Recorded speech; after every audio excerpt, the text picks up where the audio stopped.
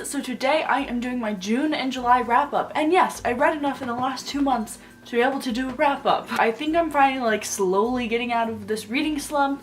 Fingers crossed that it stays. Yeah, let's just get right into it. So in June, I managed to read 2 books. The first book that I read is The Retribution of Lara by Michelle Hodkin, and I gave this book a 5 out of 5 stars. I absolutely loved it. I know a lot of people didn't love this book as much as the first 2, and I do think that I enjoyed it a little bit less, considering I started this book in November and I just finished it. I started it, and for some reason right off the bat I just wasn't as into it as much as I was the first 2. I flew through those, and then I just got caught up reading Christmas books and then just didn't get back to it until June. But then in June, once I started it again, I flew through it and I really enjoyed it, especially like the last half of it I really enjoyed. I just love this series so much, and I did enjoy the conclusion. I'm not going to say what this one is about because that will spoil the first 2, but if you don't know what the Mara Dyer trilogy is about, it is about a girl named Mara Dyer, and she gets into this accident with her friends in a building, and she wakes up in the hospital and doesn't remember what happened, and she kind of has to piece together what the events leading up to that night were. She's also like seeing things that she doesn't know if they're real or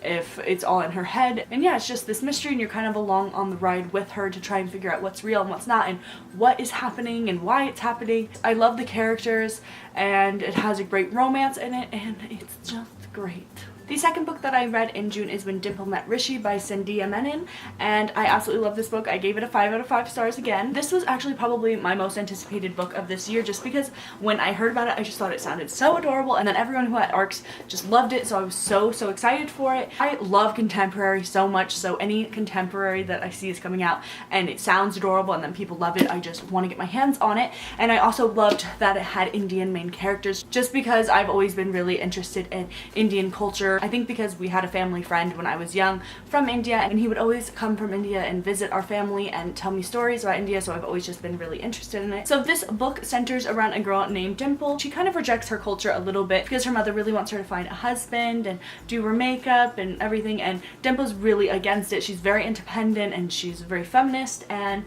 she's into computer coding, and she just wants to learn as much as she can. She wants an education, and that's not really what her family wants for her. And the other main character is Rishi Patel, and he's very into his culture and he wants to please his parents, and he just loves it and he just embraces it so much. So basically their parents have gotten together and they want them to be an arranged marriage. It's really adorable. The relationship is great. The characters are fantastic, and they kind of help each other to meet in the middle, and it's just fantastic, and I would highly recommend it. And I read 4 books in the month of June. The first book that I read in June is The Upside of Unrequited by Becky Albertalli, and I gave this book a 5 out of 5 stars. This is probably my favorite book that I've read this year so far. I'm absolutely in love with it, and all I can do is think about it and want to read more books like it. And this book centers around a character named Molly, and she's an overweight character. She identifies as fat, and she is amazing, and I love her. And basically she's a serial crusher. She's had 26 crushes, I think, and she never acts on them. And the thing that I love about this book is that it's very fat positive. It's not like a book where you have a fat main character and then the goal for them is to lose weight, or a book with a fat main character that truly hates themselves because of it. Like, it's very fat positive, and I just love it so much, and I need more fat positive books.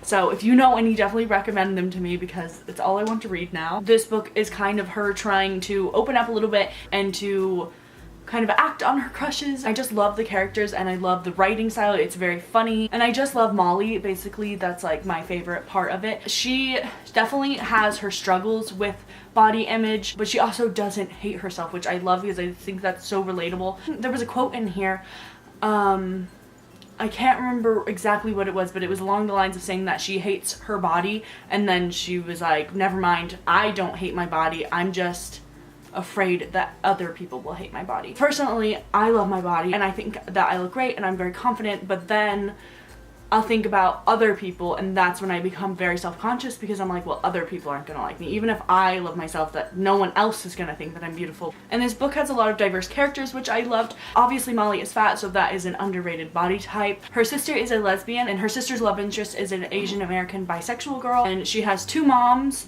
and her twin sister are sperm donor babies, and one of her moms is bisexual and one of her moms is black. So yeah, there's just a lot of diversity in this book, which I appreciated. I also read her other book, Simon vs. the Homo Sapiens Agenda, which I also loved, but I preferred this one.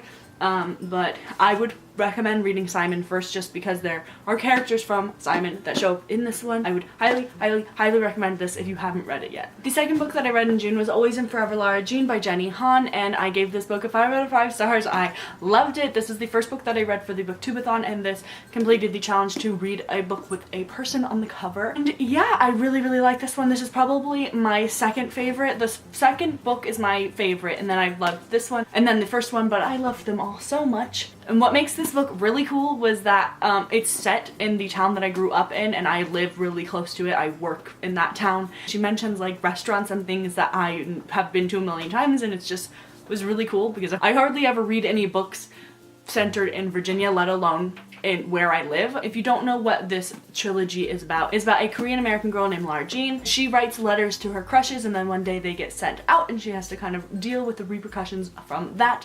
It's just a fantastic, cute contemporary, and I love Lara Jean so much. She's one of my favorite characters of all time, and it's also becoming a movie, and I was so freaking excited. And the boy that plays Jesus on The Fosters is playing Peter Kavinsky, who is my baby, and so I'm so excited, and I love that guy in The Fosters. I think that he does a great job, and yeah, I'm just very excited.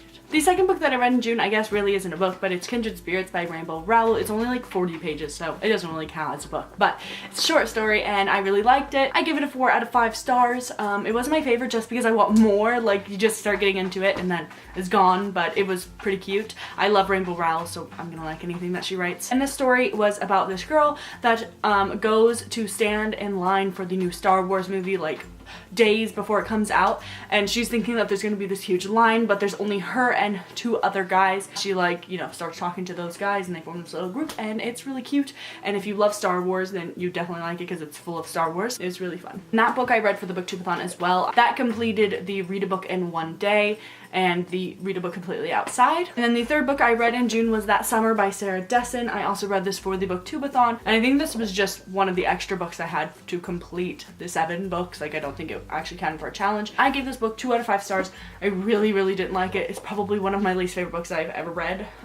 It was just honestly so freaking boring.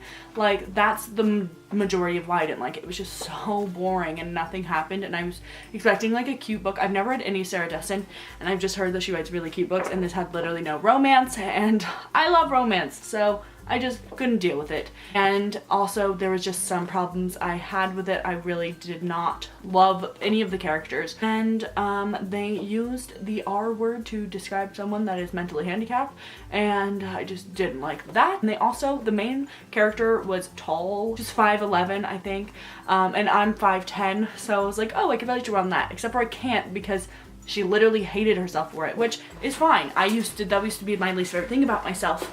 But the thing is that it wasn't just like her, like, oh, I feel like a giant. It was everyone else. Like, she would walk to places and be like, oh my god, look at that gargantuan woman. Like, that doesn't happen. She's only 5'11". Like, she's not freaking a giant. I just don't understand why everyone else was always commenting about how, like, freaking massive she was, because it's really, like, not that big of a deal, and they made it out to be like this horrible thing throughout the entire book. Like, everyone cared about how tall she was, and one of the characters made a comment about how one day she will love being tall because she'll never get fat, which was just ridiculous because you can be tall and fat. Hello, here I am. It just doesn't make any sense.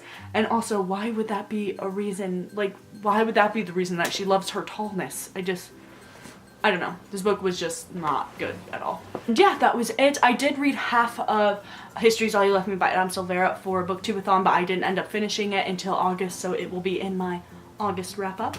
But yeah, those are all of the books that I read in June and July, and all of the books that I read for the BooksTeaLozzi. Leave me a comment down below and let me know if you've read any of these books and what you thought of them. And yeah, I hope you liked this video, and I will see you in my next video. Bye!